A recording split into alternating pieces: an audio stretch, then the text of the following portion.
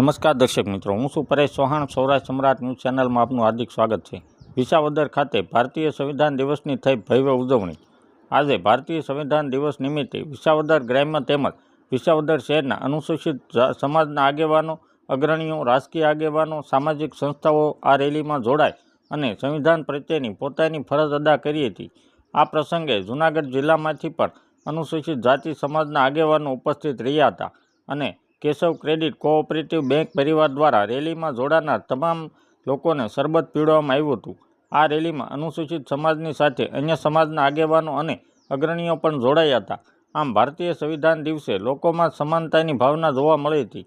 Rally Sayona petrol પંપથી પ્રારંભ થઈ સરદાર પટેલ ચોકમાં સરદાર સાહેબની પ્રતિમાને પુષ્પહાર કરી વિસાવદરના મુખ્ય માર્ગ ઉપર થઈ આંબેડકર ચોક ખાતે પહોંચી હતી. ત્યાં ઉપસ્થિત આગેવાનો દ્વારા બાબા સાહેબની પ્રતિમાને પુષ્પહાર કરી એસએસડીના કાર્યકર્તાઓ દ્વારા સલામતી અર્પણ કરી બાબા સાહેબની જીવનગાથાના પ્રસંગો વાગોળવામાં આવ્યા હતા. આમ પૂરા ઉત્સાહ સાથે ભારતીય સંવિધાન દિવસની ઉજવણી વિસાવદર ખાતે યોજાઈ. બ્યુરો રિપોર્ટ શ્યામ સાવડા, વિસાવદર.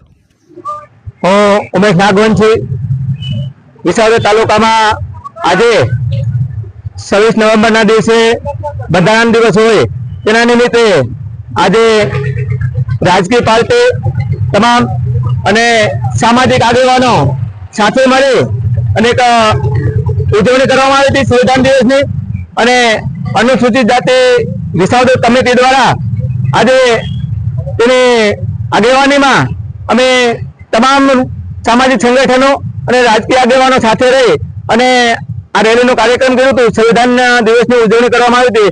આજે અત્યારે અમે બાબા સાહેબ આંબેડકરનું સ્ટેચ્યુ છે જૂના બસ સ્ટેન્ડ, ત્યારે અમે સલામી આપી અને તમામ લોકો આજે સાથે મળી અને ભાઈચારો કરવી અને અમે આજે સંવિધાન દિવસની ઉજવણી કરવામાં આવી હતી.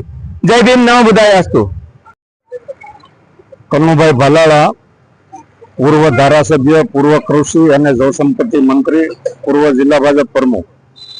આજે ભારત ઘણા સંઘર્ષ પછી આપણો ભારત દેશ આઝાદ થયો. ઘણા બધા આંબેડકરજી જેવા નેતાઓએ ઘણો બધો સંઘર્ષ કરી અને આ દેશ આઝાદ થયો. દેશ આઝાદ થયા પછી સ્વાભાવિક છે કે એમાં બંધારણની જરૂર પડે.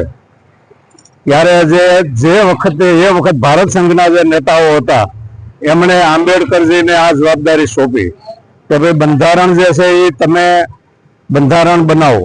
અને એમણે બંધારણ 2-2.5 વર્ષની એકલા હાથે મહેનત કરી અને બંધારણ ભાજપને ભારતની અંદર એને બંધારણ આપ્યું. હવે એ બંધારણ જે છે એ સર્વમાન્ય બંધારણ અને દરેક જ્ઞાતિને જે તે વખતે પૂછવામાં પણ આવ્યું કે ભાઈ તમારે અનામતમાં કે બીજા ત્રીજામાં કાંઈ તમારે તમને કાંઈ અન્યાય થતો હોય આ બંધારણમાં તો કયો, અમે એમાં સમાવેશ કરશું. એટલે આવી રીતે દરેક જ્ઞાતિ, હજારો જ્ઞાતિ છે ભારત દેશની અંદર, દરેક જ્ઞાતિને પૂછીને બંધારણ બનાવવામાં આવ્યું.